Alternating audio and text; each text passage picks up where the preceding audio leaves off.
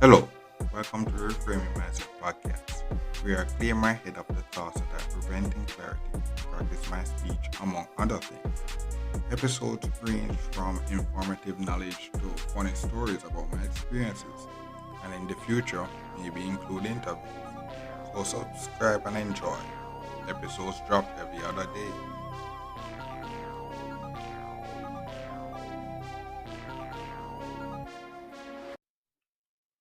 Okay, welcome back to Reframing Mindset podcast. My name is Constant Brooks, and this episode we talk about bereavements. You know, cause in the business of science, I learned, doing my work, I learned about this concept, and I realized that it's one of those important concepts that actually incorporate as well in the business as well as you know you're giving people vacation and whatnot. They have to give people time to actually do other stuff as well, like mourn and all those stuff. As that's one of the reality of life. And one of the things that you realize with most of these non-tangible things that have to do that not have to do with the work, because that's the thing you realize, in the business of science. Like for example, planning and executing. And I can tell you the visions, and if you listen to the podcast when I'm starting most of the journey, I'm telling you the visions.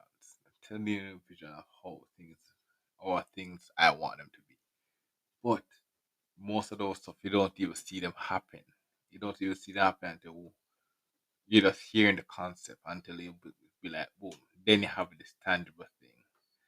Then when you have this tangible thing now, then you can start then you can start to dissect and realize how to get it better, how to get it better, and how to actually learn from it, and then you learn how to actually do it better and stuff like that. So that's the concept of innovation. That's how innovation works. Where you you see a problem, you see a problem, and then you set the vision of how you would fix it. And it's a rough vision. And you don't know if it's gonna work or not. You just have this vision of how you would fix it. And then what you do is focusing on fixing the problem. And you don't really focus on that because you have real life stuff. You have real life stuff to deal with. But you just have it in the back of your mind, like, okay, one day this is the vision. You don't know if it could come true or not, but you just have it to say, okay, this is what I'm working towards, but everything else is working towards that, but I have to live real life in the now. And then eventually you're in the position where that vision becomes a reality. And then people could be like, oh gosh, you're innovator and stuff like that. And then you have critiques that come and say, oh, this and that and this and that. You know?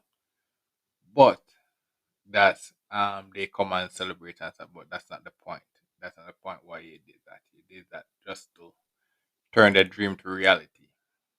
And then when people critique and stuff like that, smart people will actually learn from it and be like, okay, how to actually do this easier.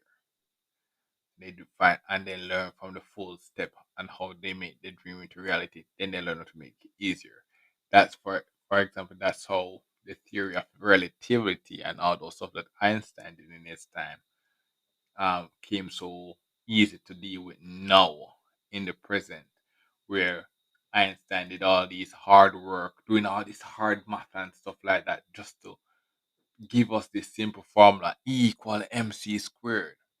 And then now we're teaching in school, the average like eighth grade or such people can actually learn and apply it in tests and stuff like that. But and then advanced people can actually apply it in real life. It's just a simple concept like, oh, yeah, it's good to use equal MC squared now and stuff like that. But it take a while to for Einstein to actually come up with that. They have to go trials and tribulations just to prove that. And then when you prove that, you have haters and all these people come from everywhere trying to just disprove it. And you have to go through all of that just to disprove it. And then what happened was his innovation equal MC square stand the test of time to this day. So that's how theory becomes that's how science works. That's how science works. Where boom, you put in trials and tribulation to make a dream become a reality. And then you're gonna have critiques and everybody come and try to discredit and stuff like that. And then as long as you can prove the right and they don't discredit it, your your your thing will stand the test of time until it doesn't. And when it doesn't, you don't feel heartbreak because it's just for you to turn dream to reality, just to push the thing forward. Then when you push the thing forward now, then you move on to the next one. And then people will come ahead and find a better way to do what you did, but you're just pushing the thing forward. That's how it works. So the next thing is bereavements, so as you may know, loss of a loved one and stuff like that will happen, and loss of a family member and all these stuff may happen. It's not a reality that we like to actually acknowledge, but once you live long enough, a sad part of it is a sad part of it. But what I realize is that this is one of the non-challengeable stuff that you have to budget for to actually pay your employees, and that's one of the things where you know where you when you apply for a job, they give you this stereotypical, and that's one of the reasons why it was frustrating my first part of it in applying for jobs at when I was going to interviews and stuff like, and then people ask me, "Oh, what is your expected salary?" and stuff like that. You know, I, it's really frustrating because all these intangibles. If you're coming out of university or school, you don't know about these intangibles and all this stuff you're gonna learn about. And it's like they expect you to have an idea of what they should pay you. See, for example, if they say, oh, I tell them $100 in their currency per hour and they accept it. When the vacation comes, they have to pay that per hour and stuff like that. They're paying you that for non work. You're not bringing any value to the business you're in, that day, but we have to pay for those stuff. When you're sick, we have to pay for those stuff. And then when you set the price and stuff like that, they expect you to set a low price so that they can. And it's like, no, that's not. That's a really bad way to actually look at it. When you actually understand that these are certain stuff that are part of a business as well, bereavements and those stuff. It's like, oh, yeah, taxes. Part of the money is you. Part of the profit that you're making is you. Just say, okay, this part is just to go to somewhere else to build up the your place and some the country or whatnot. It's like, bro. So it's like one of those stuff. So as I said, there's a lot of intangibles that comes in the business.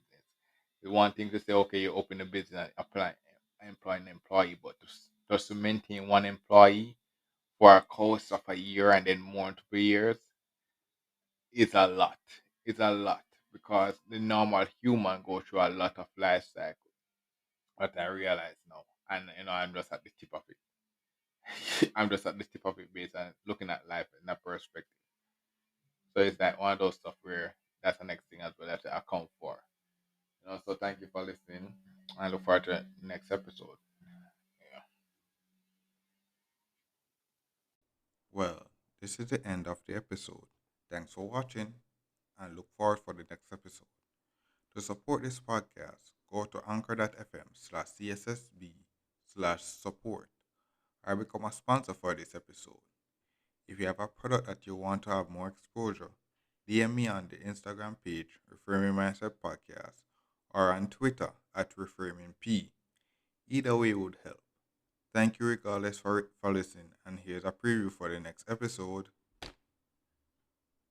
Customer demands and managing and controlling customer demands. Because next thing is I'm doing this 9 to 5, and what I realize is that the level, the level of so the level of like where the place I'm working is like the we are working for a very successful. We are handling business for a very successful company. So this, so by successful by that standard is that it has a lot of customers. So by it having a lot of customers, I'm talking about large scale amount of customers. And to give you a scale, we have um let's say around 8 billion people on the planet. And this is a company very successful, you know. So